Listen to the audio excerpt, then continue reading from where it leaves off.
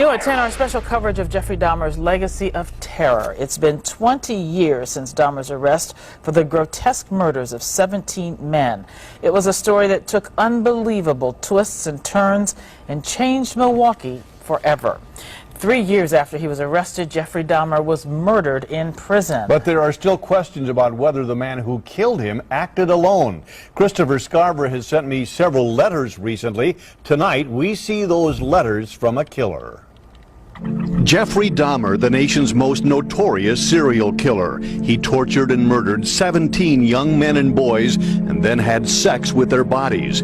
Sentenced to 957 years in prison, the mild-mannered Dahmer instantly became Wisconsin's most famous inmate, sought out by the news media, which was fascinated with his bizarre crimes. Dahmer calmly told Dateline NBC he still had an urge to kill. It never completely goes away. I'll probably have to live with it for the rest of my life. Dahmer's life at Columbia Correctional lasted less than 3 years, in part because he was placed in the general inmate population. Another prisoner armed with a steel bar beat him to death in November of 1994. That inmate was 25-year-old Christopher Scarver of Milwaukee. Scarver was serving a life sentence for murder when he decided to kill Dahmer and another notorious prisoner named Jesse Anderson.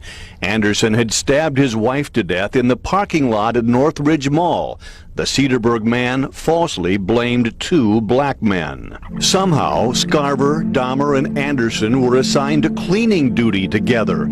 A guard escorted them to the gym and inexplicably left them alone. Dahmer started cleaning the men's room. Anderson cleaned the locker room, and Scarver went to the weight room.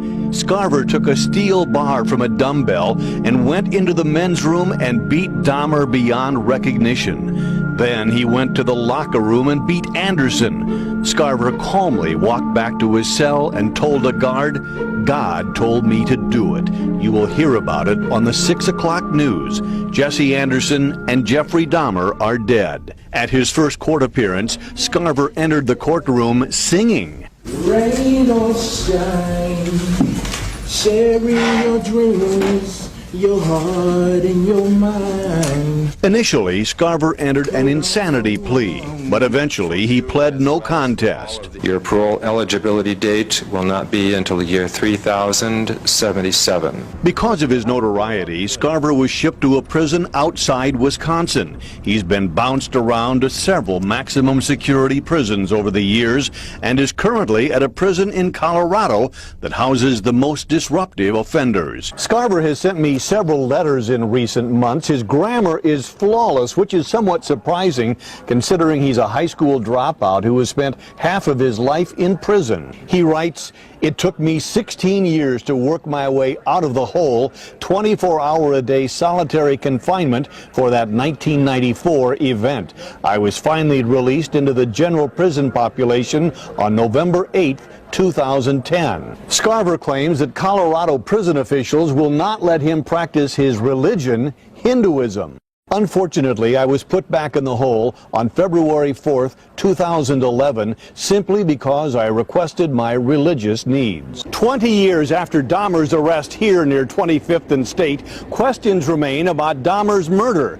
Did Christopher Scarver act alone? Did guards look the other way, allowing Scarver to kill Dahmer? 4 months before Dahmer was murdered, another prisoner tried to kill him but failed. A few weeks later, an informant warned prison officials that Scarver was now planning to kill Dahmer. That old boy Dahmer is going to get it again. There were other inmates involved. They were supposed to create a distraction, but that tip was ignored. A blue ribbon panel investigated Dahmer's murder. They interviewed Scarver and concluded Scarver acted alone. He was not part of a conspiracy. The attack was not racially motivated. Scarver found both Dahmer and Anderson unfit to live. In my exchange of letters, I asked Scarver about the attack. Why? How? Did anyone else help? He has yet to answer those questions. In his most recent response, he wrote, "I'm in the hole again. Respectfully, humbly, sincerely, Christopher J. Scarver, Deep Segregation, B1." Christopher Scarver is such a high-security inmate that prison officials in Colorado will not even confirm that he is in their custody, despite the fact that he has sent me all of these letters. Now, if Scarver ever does answer my questions, it could finally end the debate over whether Christopher Scarver acted alone when he killed Jeffrey Dahmer and Jesse Anderson. Christopher, why'd you do it?